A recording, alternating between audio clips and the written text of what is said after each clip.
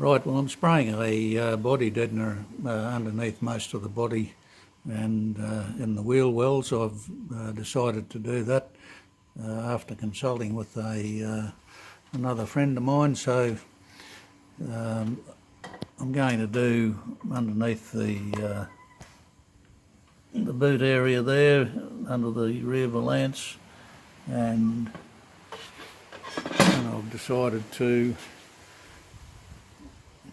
do it along underneath there and up in that area. That's a little bit dented over there, so that texture will cover that up. And I'm also going to do under the front guards and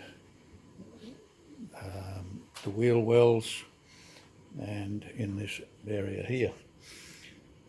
It's all pretty straight really, but I thought I might as well give this thing the best protection I can, and that textured body deadener seems to be give it a nice finish. So what I'm using is this Rust-Oleum Stone Guard textured water-based flexible underbody coating, and that seems to go on reasonably well.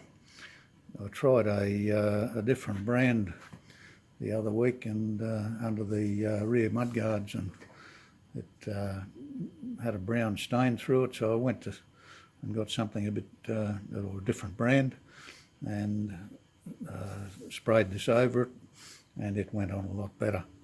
So I'm going to get on with that today and finish all of that.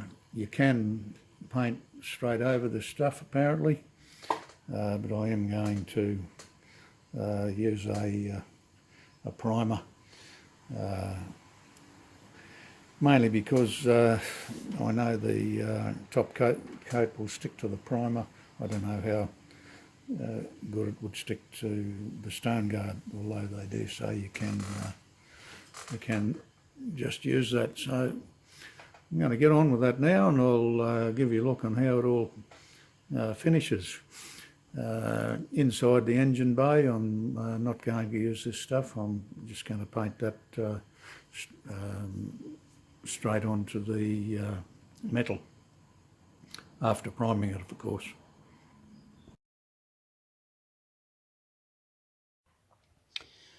Well, I've got a couple of coats of that Stone Guard on now. That's the under the trunk lid or boot lid floor, which looks quite good.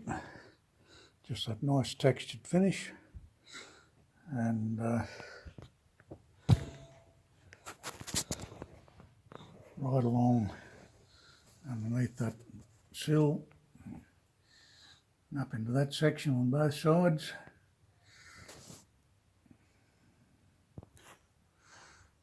That's the other side.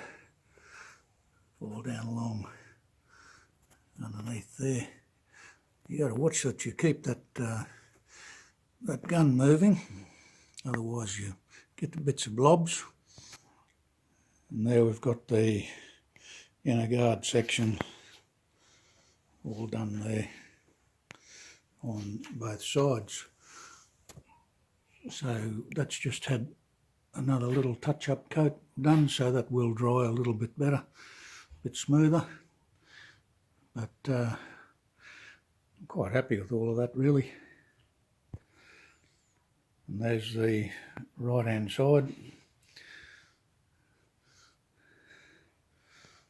So as well as hiding a few little imperfections here and there, not that there were too many, it will offer a good deal of protection for the metal from any of the road debris.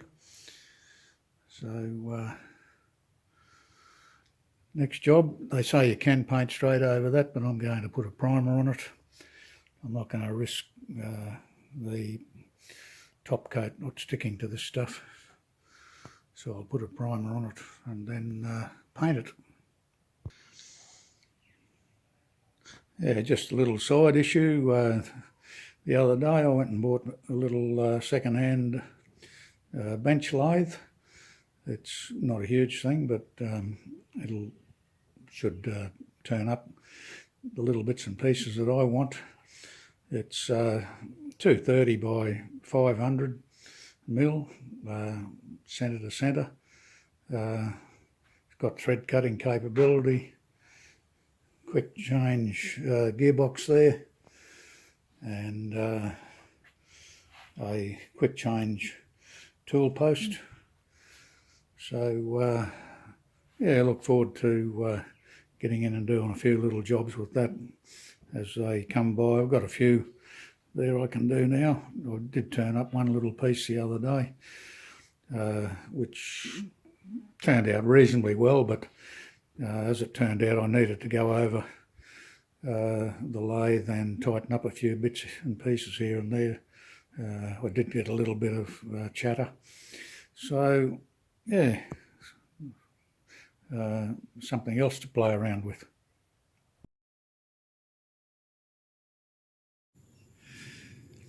I've been continuing on with the body work, and I've got some high build primer sprayed over the exterior of the body. The body deadener stone guard has been done all underneath and in the wheel arches. So I'm working on this outer section of the front and rear shrouds.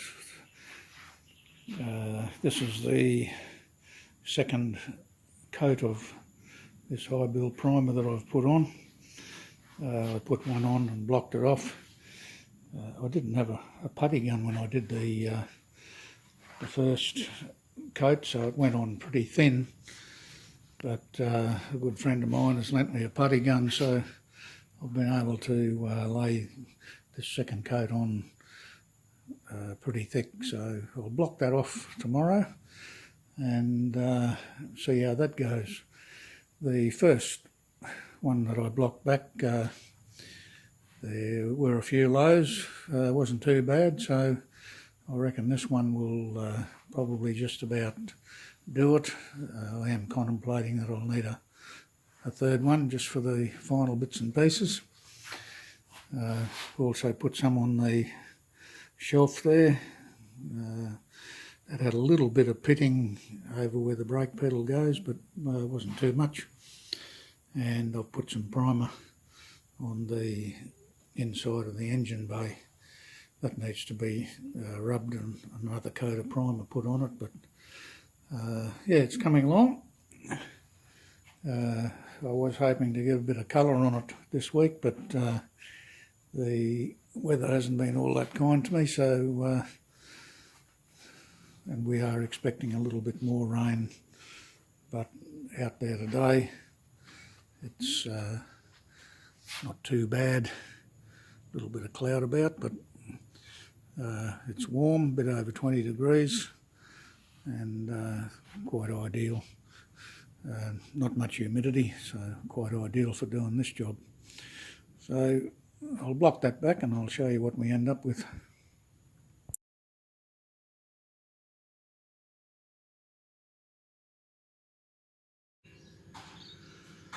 Right, well I've got the engine bay all primed up now. That's turned out reasonably well, I think. That's the second coat of primer I've done. I rubbed the first one back quite a long way. But yeah, that's all come up quite well. So basically all underneath now is primed, the boot area, the engine bay, and I've got the front and rear shrouds pretty right. There's one little spot just around here that's a tad low, but generally speaking it's come up pretty well. So we're getting along with the painting pretty well. That's the rear end of it. The boot lid's had a couple of coats of primer, but Need to do a little bit more yet.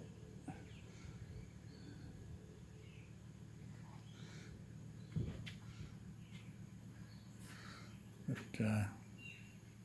you can see there that a tiny little bit of a high spot just there. But generally speaking, it's all nice and smooth and flat. A couple of little highs there where we've gone through, but that'll all pan out in the wash. I might even tap them down a little bit, like that one.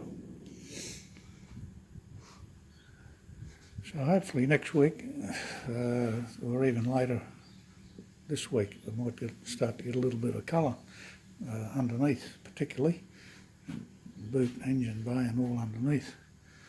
So that'll be nice. That's the firewall. That's all come up pretty well.